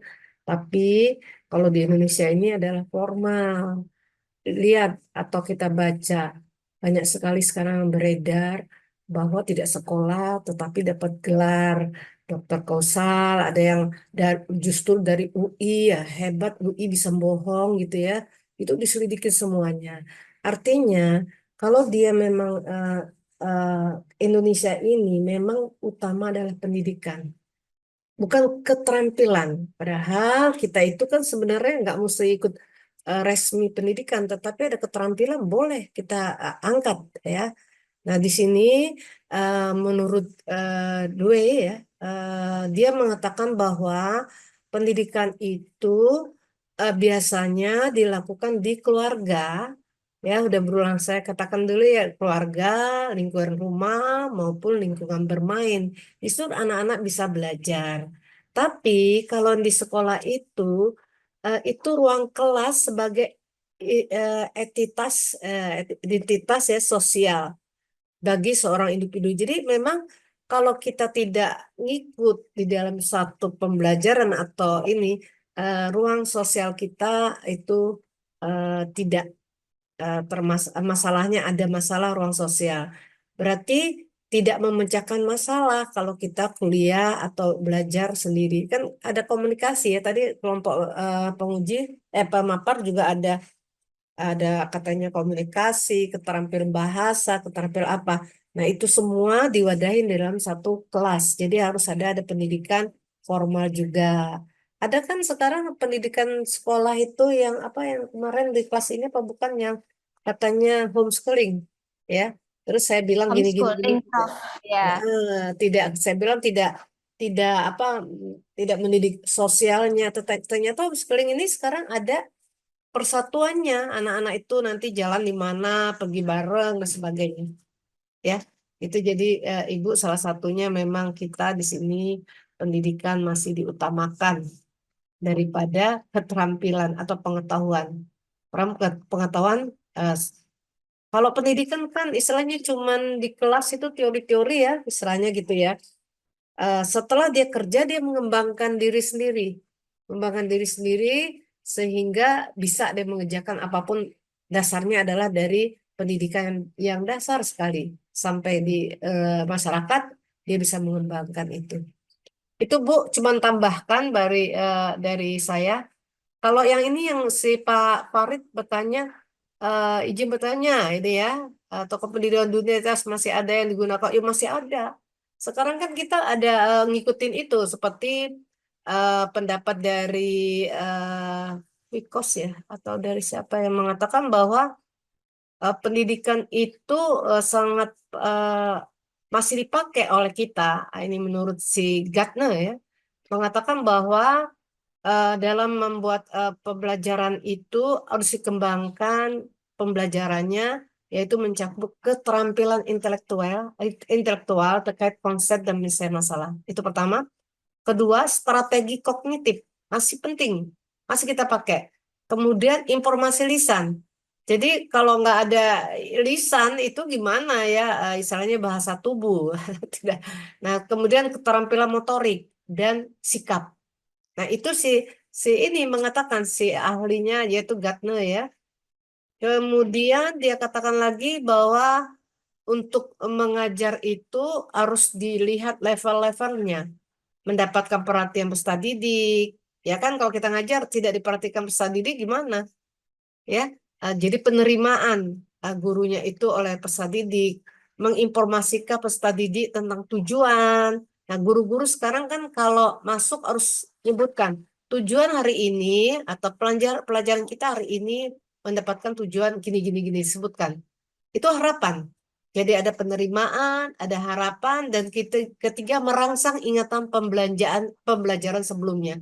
Artinya sebelum masuk itu guru-guru juga mereview pelajaran minggu lalu atau pelajaran tempo hari yang pernah diajarkan. Nah, itu murid aja minggu lalu kita belajar ini, coba siapa yang bisa menjelaskan kemarin pelajaran apa saja. Itu level ketiga. Dan ada level keempat, kita penyajikan stimulasi atau informasi baru kepada kelompok dengan cara efektif dengan pertimbangkan bagi media. Terus buat film, mereka nonton, setelah nonton, mereka nanti diskusi kelompok, kemudian mereka presentasikan. Nah, level kelima itu guru memberikan bimbingan, ya, bimbingan belajar. Jadi guru nggak seperti dulu orang paling pinter, orang paling hebat, murid hanya diam aja ya, sekarang nggak. Itu balik lagi. Terus memunculkan performa atau menanggapi. Nah, teman-temannya bisa menanggapi. Seperti kita diskusi ini kan, ada yang menanggapi, ada yang setuju, ada tidak. Itu bagus sekali. Kemarin saya ngajar anak S1 tentang etika bisnis. Dia katakan bahwa pemilihan umum, kita setuju dan tidak setuju harus menyetujui keputusan. Nah, menurut penyaji gimana? Ya, mereka jawab dan sebagainya. Ada yang bilang ini bukan untuk kampanye, tapi kita belajar etika bisnis. Tapi ya sama aja etika bisnis kan. Nah, ada temennya lagi menanggapi, bukan bertanya, menanggapi gini. Saya senang banget itu. Artinya mereka melibatkan, nggak semua hanya yang bertanya, kemudian seolah-olah yang ditanya itu yang dihakimi ya. Nah, itu. Kemudian memberikan bimbingan belajar, memunculkan tanggapan, memberikan umpan balik, menilai performance, meningkatkan retensi. Ini salah satu pendapat dari ahli yang kita bicarakan, yaitu Gardner dan tadi Dewey ya. Banyak lagi sebenarnya intinya semua pendidikan yang lalu tetap kita pakai, tapi disesuaikan dengan keadaan sekarang kan.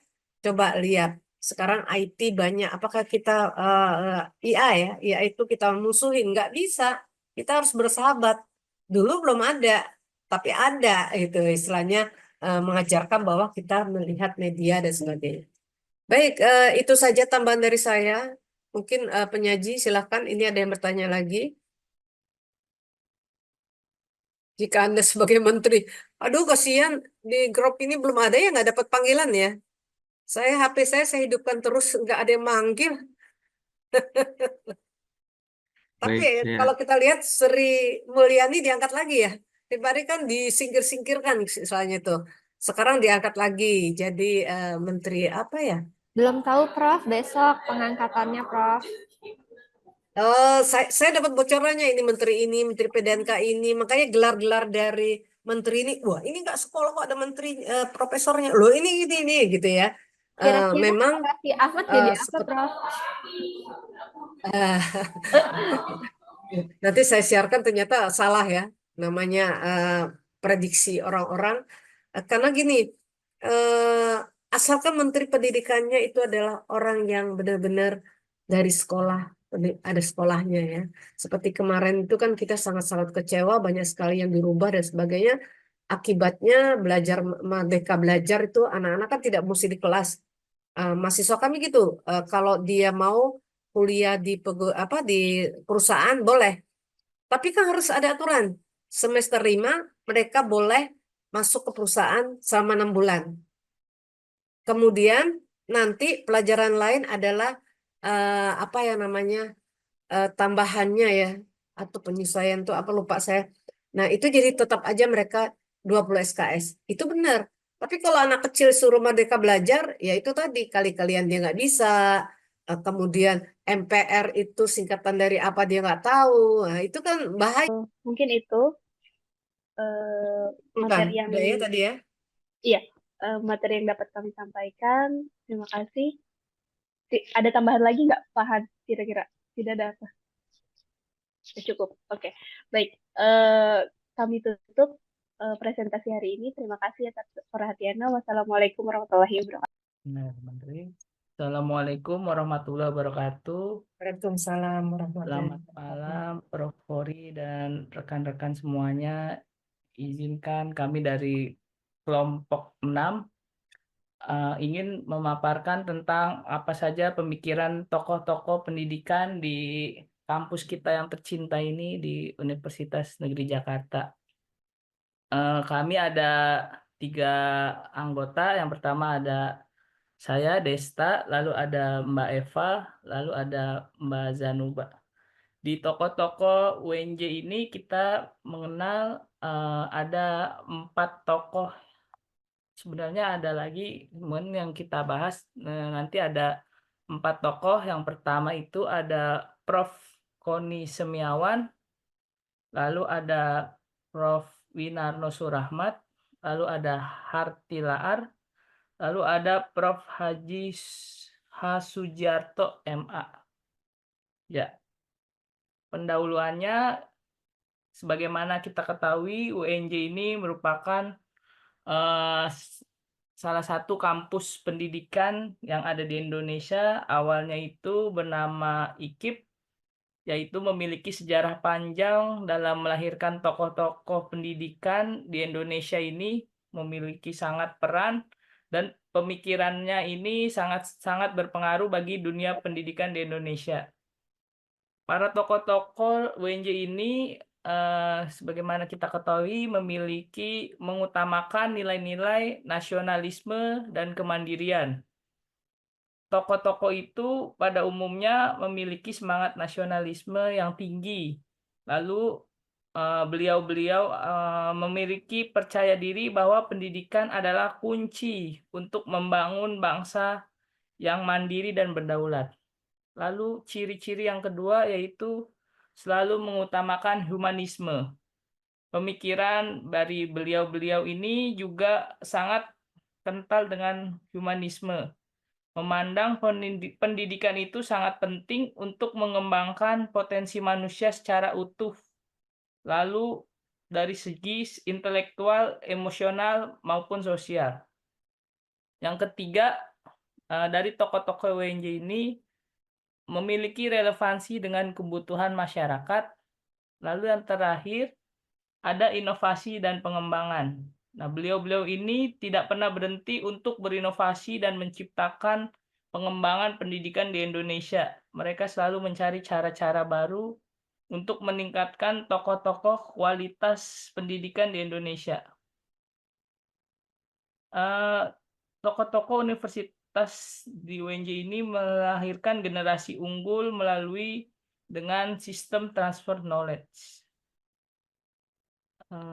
Lanjut ke tokoh yang pertama, yaitu ada Prof. Dr. Koni Semiawan. Almarhumah lahir di Madiun 1930 di 6 November. Lalu meninggal belum lama di Juli 2021. Lalu pendidikan formalnya beliau ini merupakan memiliki dari SD-nya itu dulu masih sekolah Belanda ya, namanya ILS Malang tahun 42. Lalu SMP-nya itu di Malang. Lalu beliau almarhumah juga memiliki SMA di Jogja. Lalu zaman dulu mungkin di pendidikan mengenal dengan istilah B1 dan B2 ya. Almarhumah ini lulus di Bandung dengan latar belakang yaitu di psikologi. Masuk ke di FKIP, dulu masuk ke UI tahun 62. Lalu meraih gelar doktor kependidikan di IKIP Jakarta yang sekarang dikenal dengan UNJ. Lalu pernah belajar juga di negeri Belanda untuk mendalami bidang ortopedagogik pada tahun 1975. Pada tahun 1976 beliau ke Amerika Serikat untuk melakukan bimbingan konseling.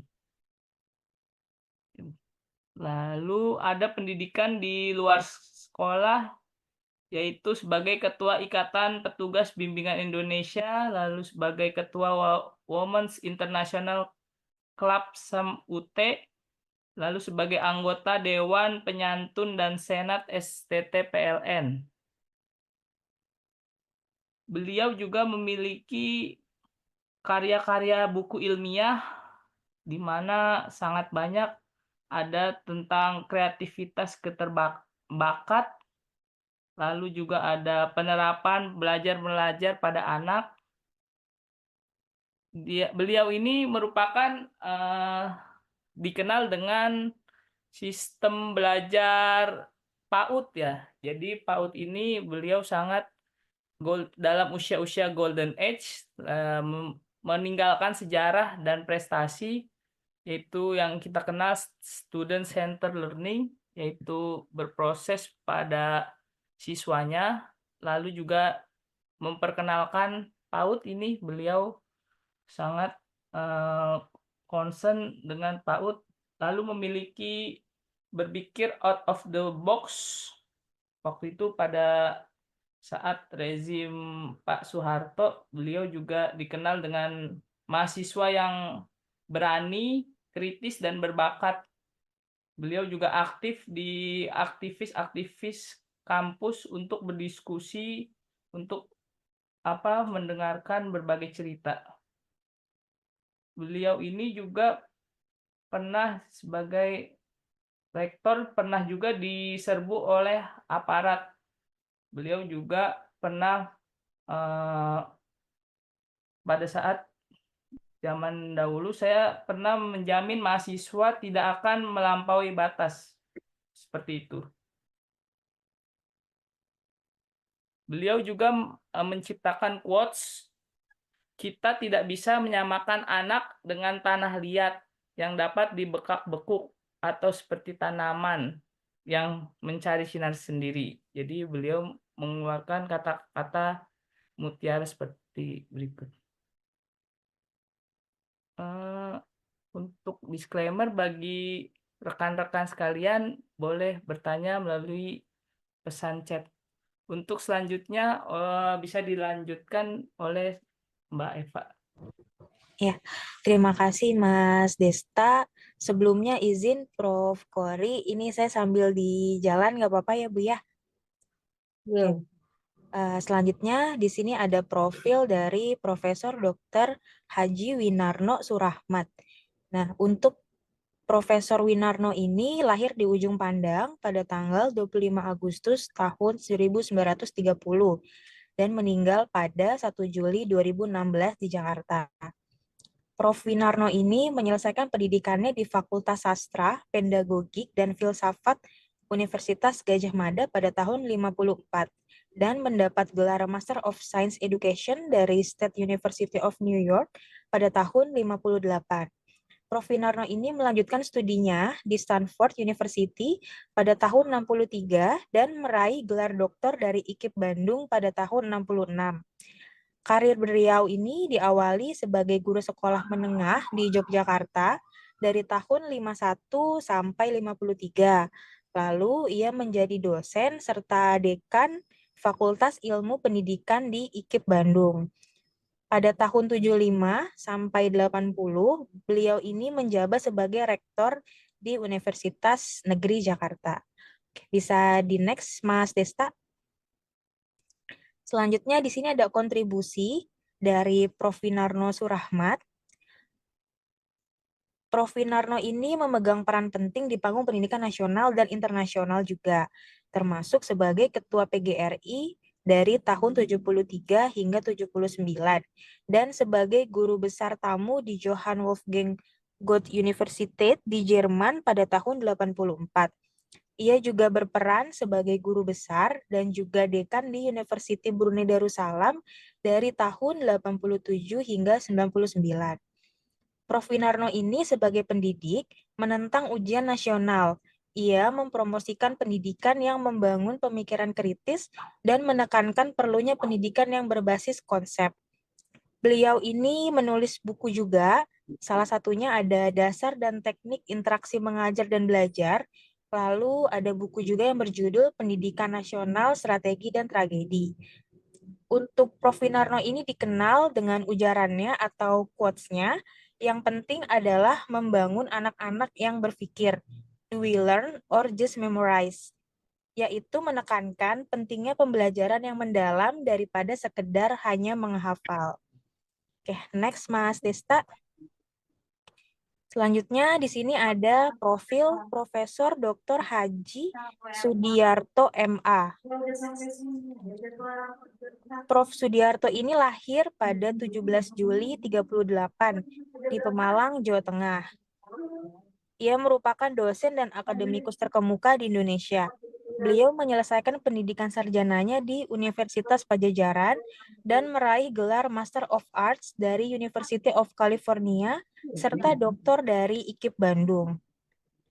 Prof. Sudiarto ini telah menjabat sebagai Atase Pendidikan dan Kebudayaan di Jerman Barat, Direktur Jenderal Pendidikan Luar Sekolah, Pemuda dan Olahraga, dan anggota MPR.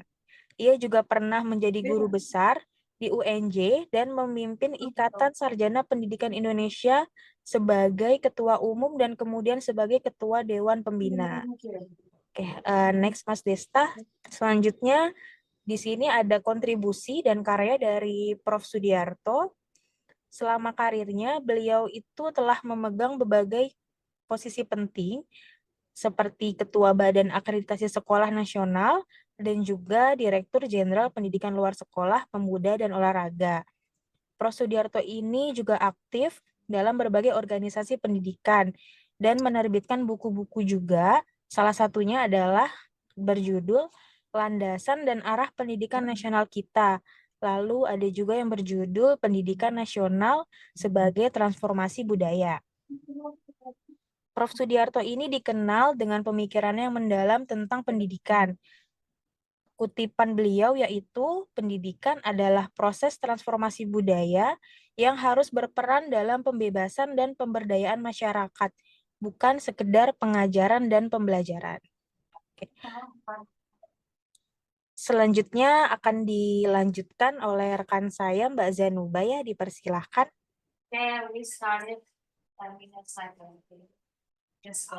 Baik, terima kasih Mbak Eva. Baik teman-teman, untuk selanjutnya yaitu kita akan mengenal lebih jauh tentang profil Prof. Dr. Henry Alexis Rudolf Tilar atau biasa disebut dengan Prof. Hartilar. Nah, Prof. Hartilar ini lahir pada tanggal 16 Juni 1932 di Danau Tondano, Sulawesi Utara. Nah, Prof. Hartilar ini dikenal sebagai tokoh pendidikan yang memang kerap menawarkan konsep-konsep pendidikan untuk kemajuan bangsa. Nah, beliau ini menyelesaikan sarjana pendidikan itu di Universitas Indonesia dengan predikat cum laude pada tahun 1960 dan juga melanjutkan studi di Indiana University, USA untuk memperoleh master pada tahun 1967 dan dokter pada tahun 1969. Kemudian Prof. Hartilar ini telah meniti karirnya sebagai seorang pendidik itu sejak tahun 1952. Dan Prof. Hartilar ini mengabdikan dirinya sebagai pendidik selama 45 tahun, tepatnya hingga tahun 1997 saat Prof. Hartilar ini menjadi guru besar di Universitas Negeri Jakarta atau UNJ. Nah, selain itu, Prof. Tilar ini juga menjadi guru besar di Universitas Indonesia dan Universitas Kristen Indonesia Jakarta. Beliau menikah dengan Martha Tilar dan meninggal pada tanggal 30 Oktober 2019. Boleh next, Mas?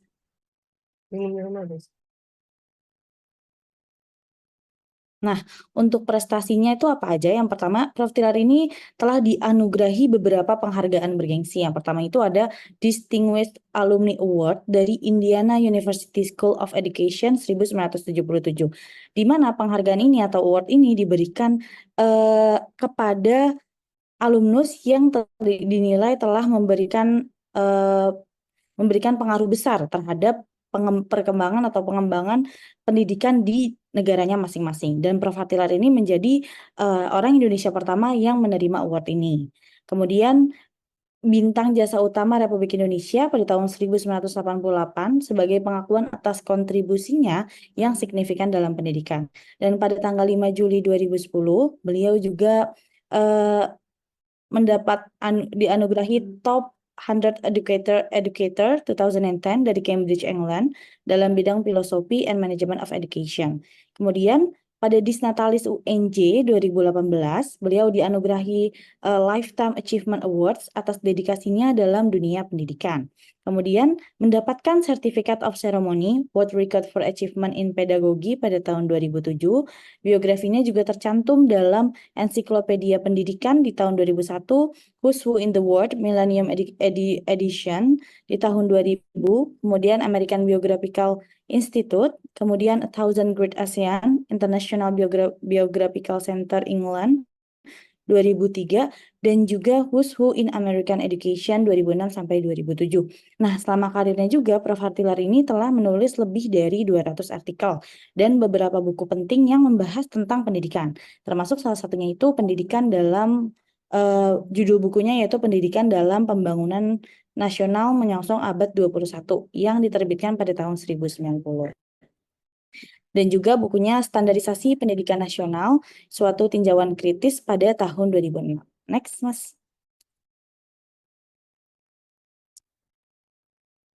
Oke, kita akan membahas tentang pemikiran-pemikiran dari Prof. Tilar yang dari pendidikan Prof. Tilar. Dalam filosofi pendidikan dari Prof. Tilar itu sendiri terdapat penekanan yang kuat nih terhadap pengembangan sistem pendidikan, di mana beliau mengintegrasikan nilai-nilai budaya lokal serta menganggap pendidikan itu sebagai proses pembudayaan dalam masyarakat.